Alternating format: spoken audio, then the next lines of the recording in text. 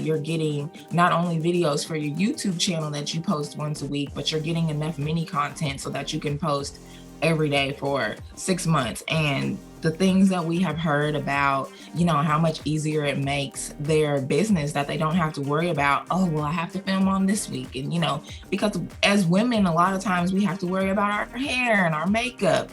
And, if we're not feeling well, but once you batch your content and you're just doing it in one day, you really don't have to worry about it. So essentially, if you want to, you only have to shoot content twice a year. Do you find it difficult to consistently create quality video content to promote your business? Well, you're in luck, because today's conversation is with Shara Cutts, who's the lead videographer and CEO of Spliced Ego Films. During our conversation, she shares how you can create 6 months worth of video content in just one day. So if this sounds like the kind of solution you need in your business, keep on watching. Before we dive in though, don't forget to subscribe and hit the notification bell so you don't miss our next conversation. All right, let's dive straight in. Shara Cutts, welcome to She's Off Script. Thank you for being here. Thank you so much for having me. So for anyone in our audience who hasn't heard of you before, could you share who you are and what you do? Yes, as she said, my name is Shara Cutts. I am owner and lead filmmaker for Spliced Ego Films, and I help busy CEOs become efficient, streamlined content producers that connects their audience with the brand story and not just the sale. So in helping service-based entrepreneurs streamline their content, can you put into context what exactly does it look like to have a streamlined content creation process? So what that looks like is, of course, a busy CEO, they don't always have the time to sit down and, map out days where they want to create content. So what my team comes in and does to streamline the process is we have a 6 months in a day content creation program. So basically what that is we sit with you beforehand and map out a strategy of, okay, well, what is it that your audience likes? What's a lot of user generated content, and how can we turn that into you reaching your audience on a larger scale? So we come in batch. Usually we plan out about 26 videos and we help you construct your topics, just really outline that so that you can see, okay, well, I'm going to be talking about this. So essentially it's enough content. Once we come in and film with you, my team and I, you have up to 8 hours. Usually, some people do it in 3. I know Jordan Gill has been through the program and she filmed 6 months of content in 3 hours. So it's just, wow. She is amazing.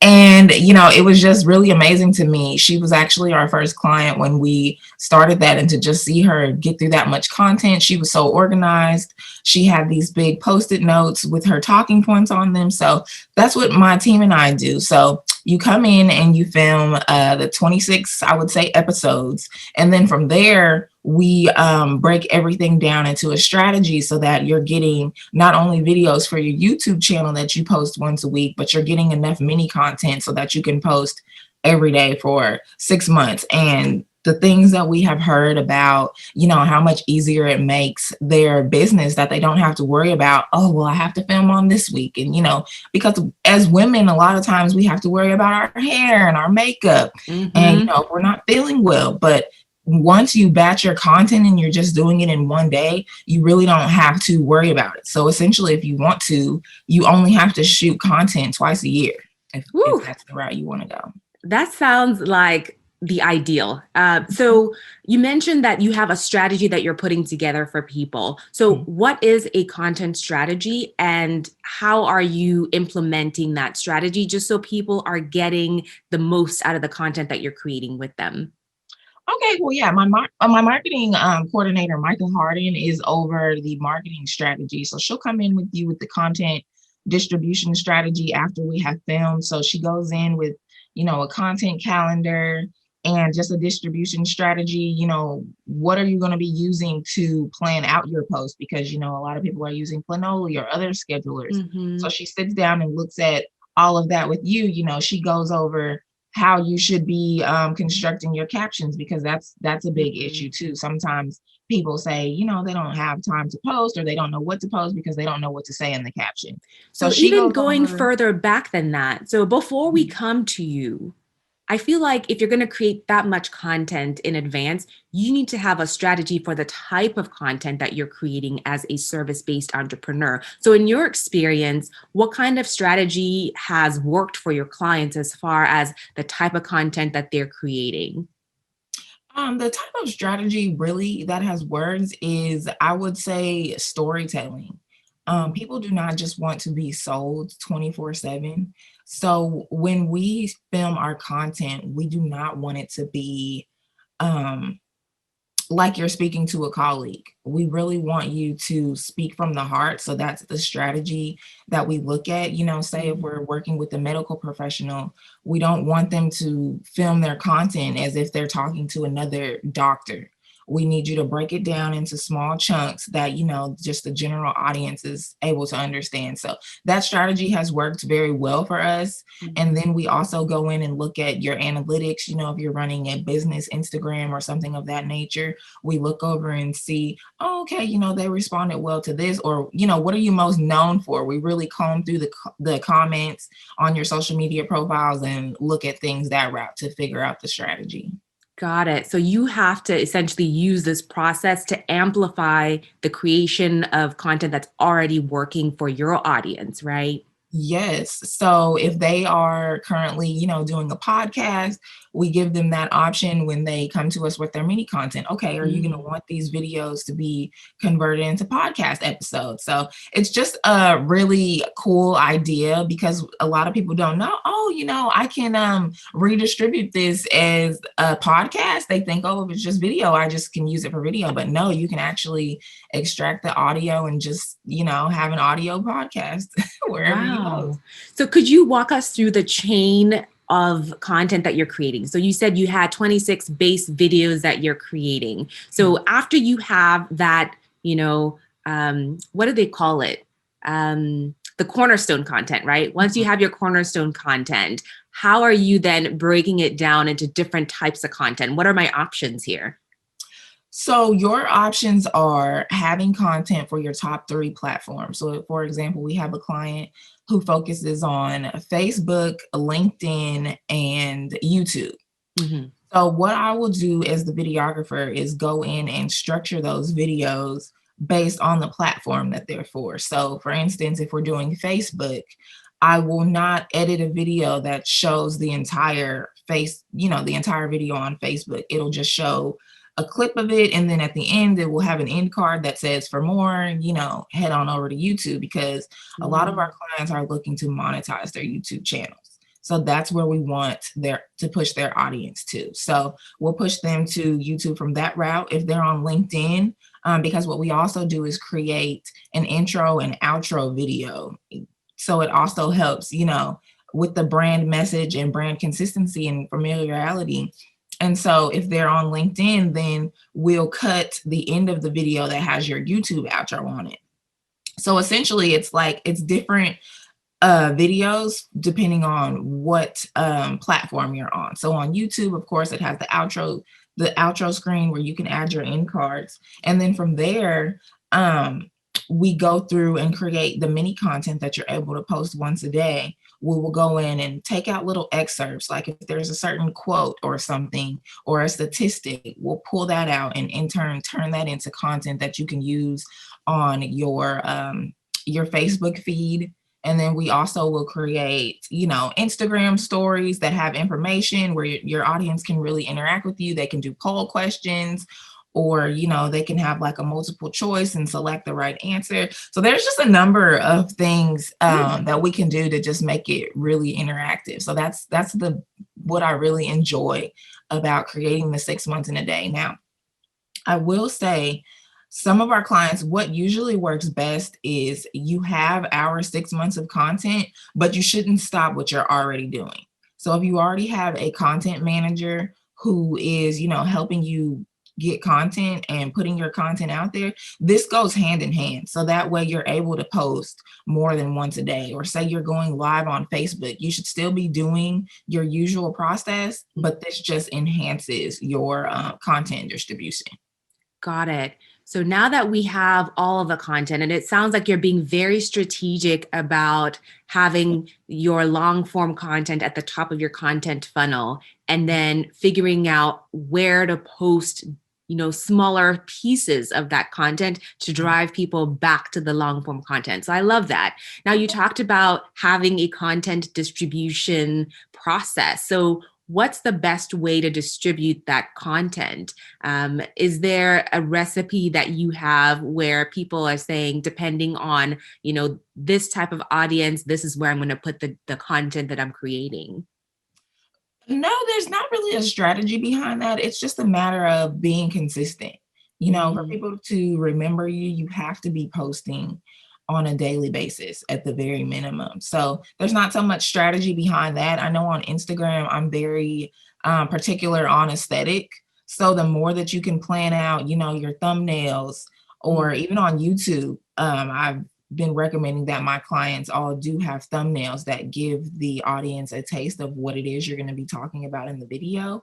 But yes, I'm very big on aesthetics on Instagram. That's probably our top platform that our clients like to focus on. So we really just get in and dig in and say, hey, where does this go? Or how does that look? Because some clients have brand colors, they might be using pink, blue, and green. And so how does that look? And so that's one thing that I take into consideration when I look over the profiles. I see what they've already been posting and, how I can make it look better. And then you mentioned that if we're already using specific tools to schedule out, then we should keep using it. But I'm curious, what are some of the common tools that you're seeing people use to schedule and plan out their content? The most used one I'm seeing right now is Planoly. That's a big one. And then the Facebook Business Suite allows you to go in. And actually, the Facebook Business Suite is more favorable than using Planoly. I've heard that, if you're using Planoly to schedule out your post on Facebook, you can become shadow banned. So those are the top two that I recommend right now. Now, with a lot of things, I feel like there's already advice on how to create video on the internet. You can find it, you can Google it. But sometimes it's mindset that is the hindrance to people moving forward with the advice. So when people first hear about your service, what are some of the mindset challenges that they need to get over before they start to get comfortable with this batch content creation process? The number one thing is I am shy on camera and I hate hearing my voice. Ooh. Those are the top two things that I hear. Or, oh, girl, I don't want to do that yet because I need to lose 30 pounds. And, after I've had my two children, I also had that complex, because it changes us. And then they always say, oh, the camera adds 10 pounds. So it's like, a lot of women are scared to get in front of the camera because they do not like the way that they look at the time. And I've just had to overcome that. As long as you're showing up for your audience, those people that are truly in support of you, they don't care what you look like. We're the only ones that are, really care about our outer appearance. So as long as you are giving solid advice and just sharing, your knowledge, people don't care what you look like. So I always, work with my audience. And when they say, oh, I don't like my voice, or I don't like the way I look, I just reassure them and, maybe point out a couple of things that I do like about them or the unique voice that they have. Because for me, I was born and raised in Aurora, Colorado, yet I have a Southern accent. I've had a Southern accent since I was 10 years old. My mom sent me to Arkansas for the summer, and I came back and have stuck with the Southern accent my entire life, although I was raised practically on the West Coast. So you just have to get over it. And I just really work with them. And, if you don't want to hear your voice once we get done filming, you're not going to hear it on set, but just don't watch. Just let your audience watch and see how they engage. Or if you want to play back and watch your video, listen to it on mute or closed caption. There's a number of different things, but we always take time when we're on set before we get started. We have music, we have refreshments. We also provide lunch for our clients, we take a little break just so that they're feeling really comfortable. We ask them, okay, well, what is your favorite music and what type of food do you like? What do you want for lunch? So usually clients are very surprised with that, but we like to make them extremely comfortable because we want it to be like you're just having another conversation and it doesn't have to be so uptight. So that's the avenue that we take on that. I love that because it dovetails well into my next question. I'm a planner, and if I'm going into an 8-hour, 6-hour long day, I want to make sure that in my mind, I'm organized about how things are going to play out. So I followed Jordan Gill, and I love how she goes about her prepping and batching process. So what would you encourage the CEOs who are going to be working with you to do before they come to see you so that they feel prepared to really execute quality content? Because this is the content that's going to be out there for the next 6 months promoting their business. Well, really, we like to take the reins. So that we have several, I think 1 to 2 content strategy meetings before the meeting. So we have a strategy call where we go over, okay, what topics we're going to be discussing. And then a few days before the event, we touch base again and kind of go over the timeline. So we actually come in, we have those gigantic sticky notes. We have all of your talking points. So that's how we prep for that. For each question, we say, okay, list out 3 talking points because we want it to be very conversational. We don't want you to try to memorize the scripts. So day of filming, we already have your talking points there ready for you. Not on a teleprompter, but we do have the gigantic sticky notes so that really all you have to do is come in, sit down and start talking. You literally do not have to get up if you don't want to because we have your note cards and we're flipping them as we go through videos. So we do make it a seamless process because day of, we don't, if you are so used to planning, we do not want you to operate from that space on the day of filming. It's just your job to come in and share your knowledge. So we try to make it as easy as possible.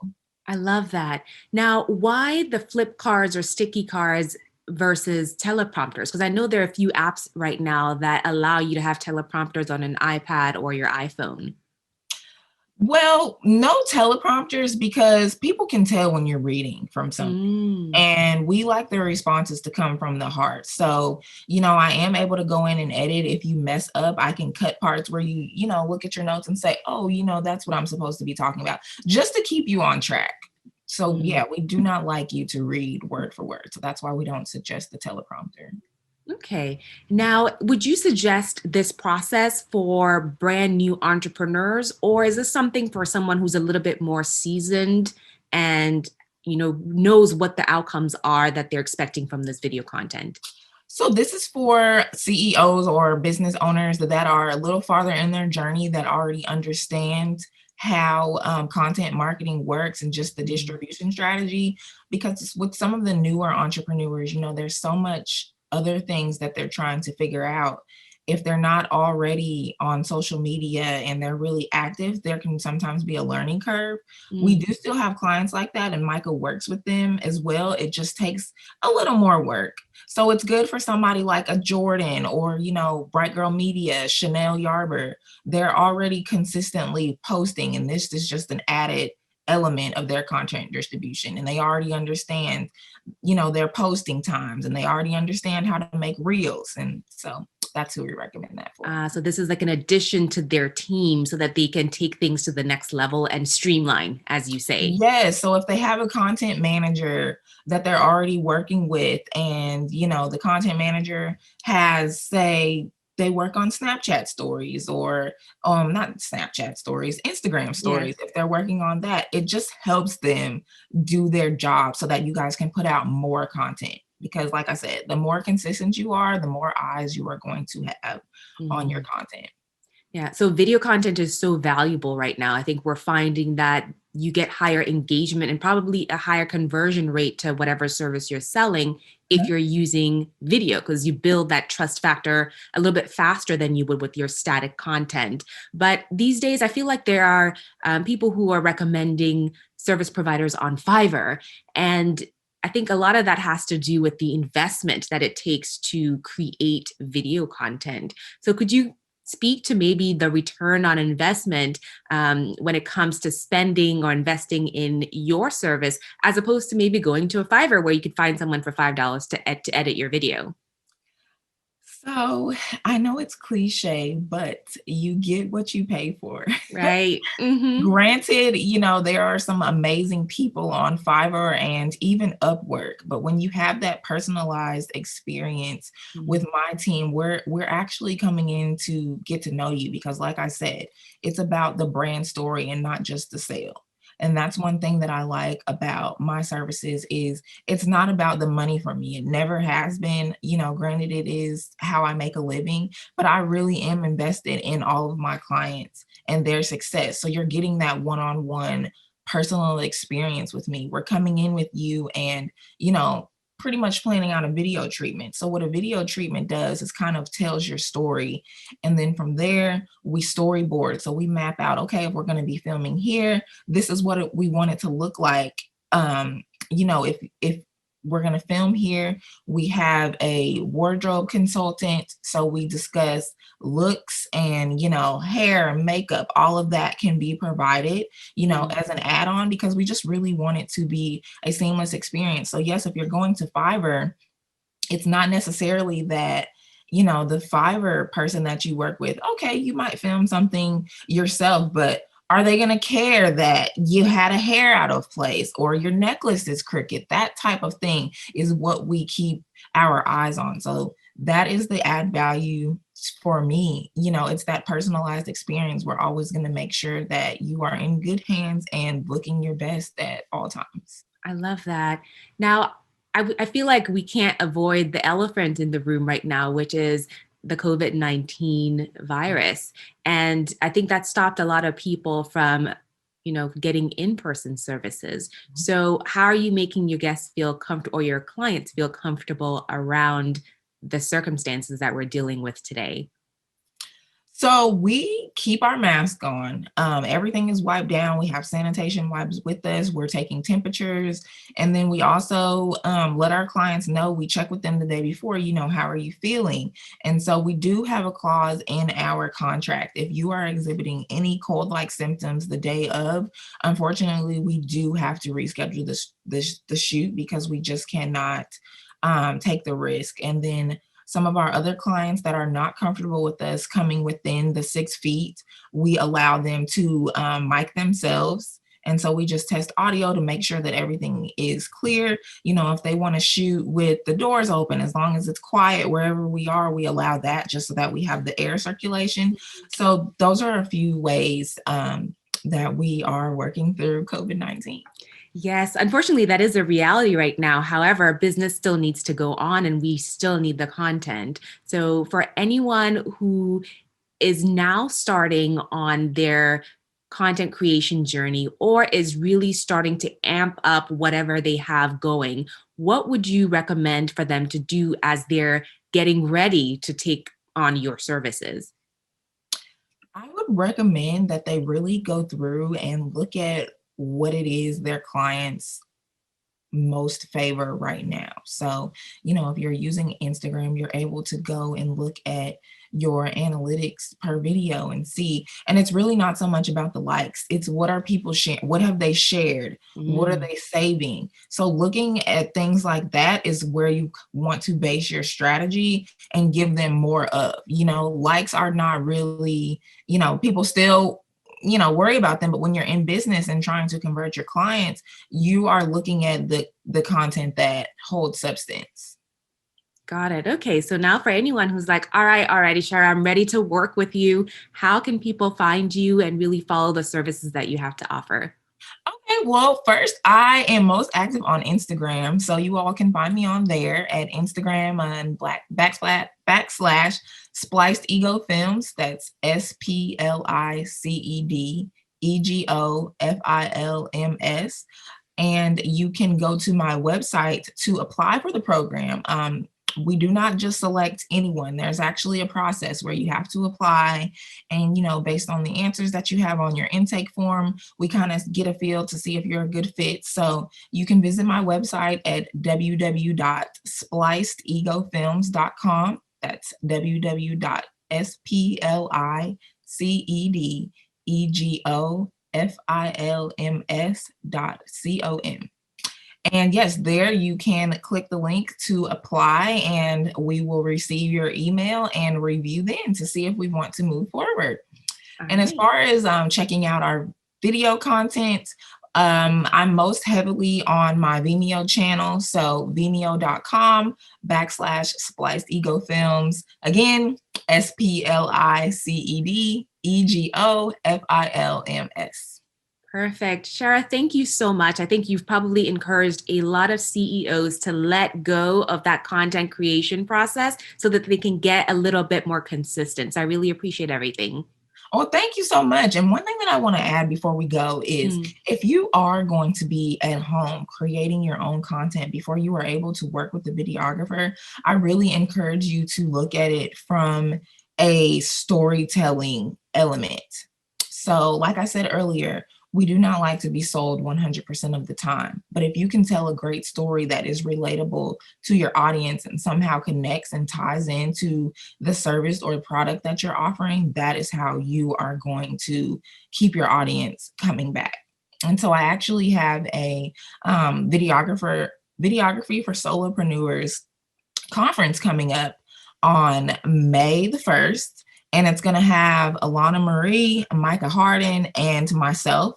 Alana Marie is a director and filmmaker here in Dallas, and she focuses on soulful storytelling. So for those entrepreneurs who are looking to, really build out their storytelling element, she has a program for that right now. So on May 1st at the conference, she's going to be talking about how you can connect storytelling and able to build your online community. And then I'm going to be speaking from the stance of, okay, well, once you have your story planned out and you film, what tool is it that you can go in and use and edit to tell the story, and that being Premiere Pro. And then Micah Harden is our marketing maven and creative director, and she is going to be wrapping it up with some gems for the content marketing strategy. Once you have this beautiful video, how are you going to promote it? Because what we've seen in the past is, okay, you get this beautiful brand video, but you just post it one time. You're not posting with the right caption. People only see it once, and then it's like, but that you're really not getting your ROI. So that's on May 1st. I'm excited about that conference, and I'm just looking forward to helping solopreneurs and really entrepreneurs that they have a team and are looking to really amp up their storytelling element and brand connections. I'm looking forward to serving all of them on May 1st. Well, I appreciate you sharing, Shara. Thank you so much. If this conversation with Shara has inspired you to launch your own business, I want to invite you to join Boss Off Script, which is our membership community for women looking to launch and grow their own businesses. You'll get the live coaching, resources, and community you need to start and grow your own business. To join and get more information, go to sewaajaypele.com/community. If you would like to listen to the audio version of this podcast, we have over 130 episodes for you to binge listen to.